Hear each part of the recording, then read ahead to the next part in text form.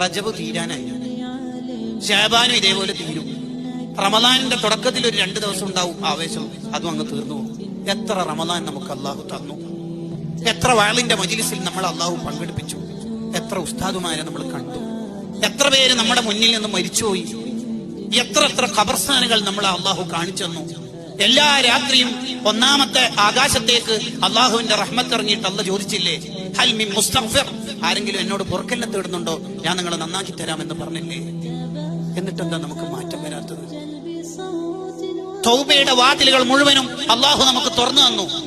വസാരിഉ, നിങ്ങൾ വരി വരി വരി എന്ന് അള്ളാഹു നമ്മളെ നിരന്തരം വിളിച്ചുകൊണ്ടിരുന്നു. എന്നിട്ടെന്തേ നമുക്ക് മാറ്റം വരാത്തത്? നമുക്കെന്തേ ബോധം വരാത്തത്? 1 സെക്കൻഡ് ആയിരിക്കും ആഖിറത്തിൽ നമ്മളെ വിജയപരാജയത്തിന്റെ മാനദണ്ഡം. ഒരൊറ്റ സെക്കൻഡ്. അയാൾ സുബ്ഹാനല്ലാഹ് ചൊല്ലാനിരിക്കുമ്പോൾ നമുക്ക് മരിച്ചുപോയി. അക്കാരണം ഉണ്ടായിരിക്കും, ആ ഒരു സെക്കൻഡ് ഉപയോഗിച്ചുകൊണ്ടായിരിക്കും അയാൾ സ്വർഗ്ഗത്തിൽ